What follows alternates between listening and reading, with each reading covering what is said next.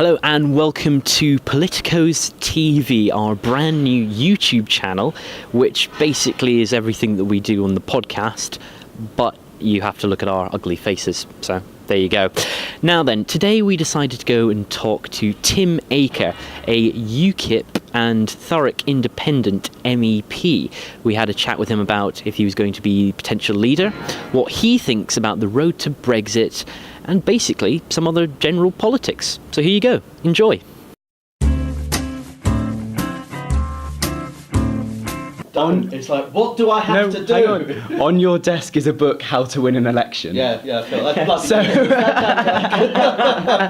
So would you keep the receipt? would you stand? No. And I was going to say it. Why not? Under no circumstances. Absolutely. I don't. How many times do I have to tell these people? Well, why are people still betting on me? Stop it! Stop it! Keep your money. Just for God's sake, stop it. Because the party is in a state where you've got to be mad. So it's better to start your own party and start from scratch. Well, it's a local. It's a local party. Yeah. You know, the Constitution of Thurrock Independence means we stand in local elections in Thurrock.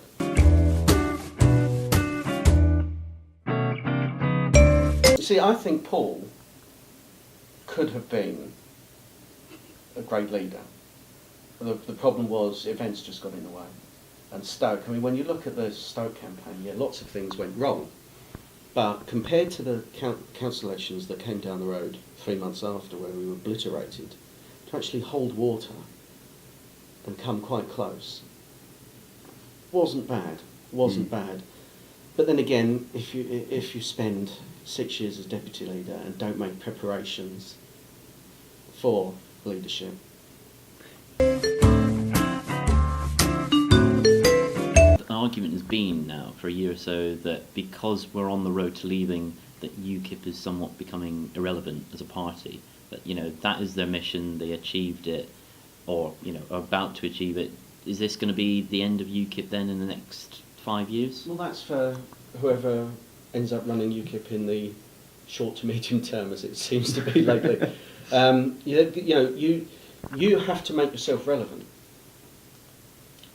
Back home, we've made ourselves relevant by helping people, being there, looking at different ways to do the council. For instance, we stand for proper investments, so that we actually borrow to invest to reduce council tax.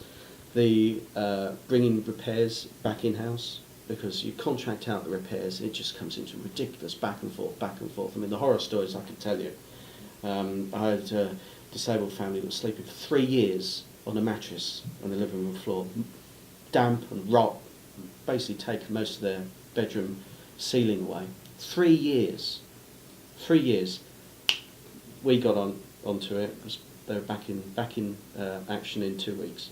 And do you think then that a key way then for UKIP to stay relevant is by, independence was the main cause, moving on to another, key concern that the parties are sort of somewhat ignoring? Well, I've always thought UKIP's big thing is, we were the party of people that didn't feel represented by the traditional parties, the forgotten, the end of the line. And we should have been the ones to look after them. Who will look after you? That is what when I was local government spokesman, I was pushing this to be the big theme of the elections. No one listened.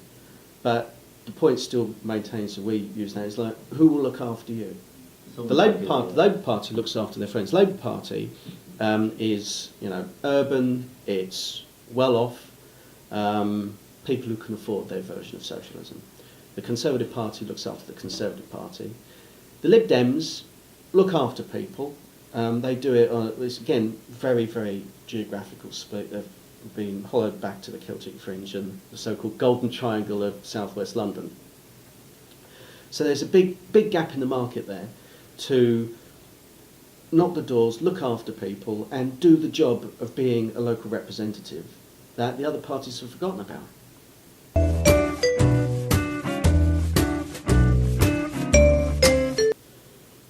I think we will leave. If we don't, then, the Conservatives are finished. But it's what takes its place, and it's what is there. Political parties are organisations. And the reason why the Liberal Democrats still survive is they have a very strong local election operation. It's very admirable. They can get obliterated in seats at the general election. But then every Thursday and Friday morning you're seeing results. Lib Dem gains 60% swing in all sorts of places you wouldn't imagine. They still do it. And you know why? Because they knock on doors and knock on doors and knock on doors. And it's a sad fact that too many people in UKIP just want to put out leaflets. And you cannot do that. But Alan Hosker up in Burnley. Yeah. Alan Hosker up in Burnley, he's got it switched on.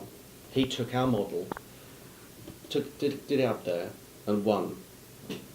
Took a seat off Labour. Now we know how strong Labour are, we know how strong Labour are in the north. Their organisation, hundreds of thousands of members, biggest political party in Europe. He still took the seat off them. Not by a couple of dozen, but by 200-300 votes. Gained it. So it's not impossible. But, it was a blow because people thought they got elected, and they got elected because of the national scene, because in 2013 Cameron was deeply unpopular. UKIP had just made breakthroughs in by-elections.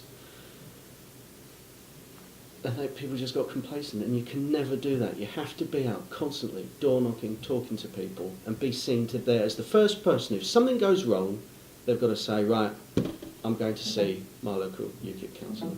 And they do that in Thurrock. And they do that up in Burnley. Not really sure they do it anywhere else. That would be a bigger shock to the system, because they would leave the euro. Yes.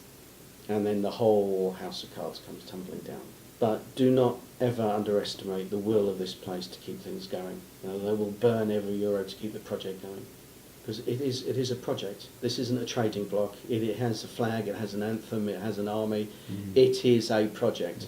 And you go into the hemicycle at every plenary and it is brilliant. Tractor production is at record levels. There is no crisis. There is no crisis even after they had to go into Cypriot bank accounts, after the bailouts and bailouts and bailouts. And you'll see them turn the screws. Whether the Five Star are so committed now to ditching the euro or not, we'll see. So that was Tim Aker, the Independent, Thurrock and UKIP. So like, comment and subscribe at the Politicos UK on Facebook and Twitter. Like, retweet, share our podcast on Wednesdays, and give us a share, give us a retweet, and on YouTube, the Politicos TV.